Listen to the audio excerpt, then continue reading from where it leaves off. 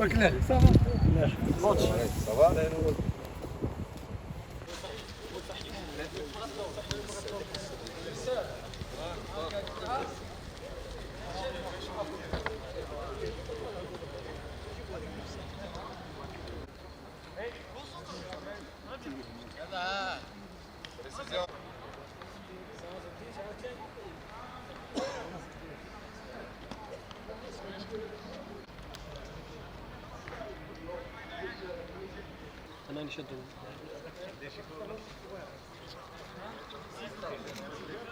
صحيح، هي مباراة المركز الأول، لازم نحافظوا على المركز الأول بتاعنا.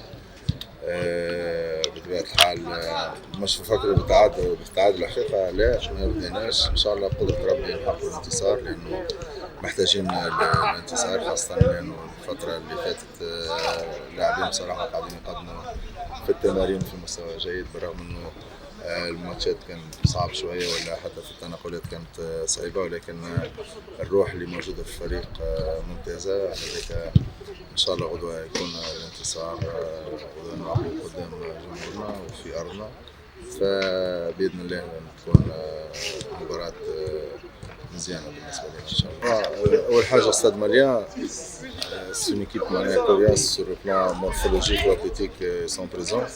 تعرف اللي يلعبوا لي دويل لو جو ديريكت ويلعبوا لي دوزيام بال ولي كونتر اتاك. دونك اوني افيرتي على مدار الأسبوع خدمنا على الاتاك بلاسي وسورتو الجيستيون في الكونتر اتاك دو لادفيرسير. بالنسبة للإصابات مالوريزمون كامارا باش نفقدوه المدة ماهيش قصيرة وماهيش طويلة.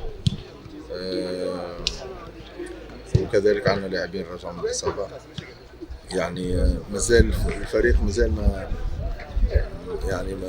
لحمش مع بعض. إن شاء الله بقدرة ربي الفترة هذه، خاصة كما قلت الفترة هذه من يوم 3 حتى اليوم 14 يوم نلعبوا 5 ماتشات 5 مباريات. في البداية لازم تكون مهمة باش تخلينا نخدم في أجواء مناقشة، وأكثر ما سور لو بلان مونتال نكونوا حاضرين وموتيفي، اي سورتو حاجتنا باللي جوار الكل. تكلمت مع اللاعبين قلت الفترة توس كونسيرني وامبليكي وموتيفي، حاجتنا باللاعبين الكل.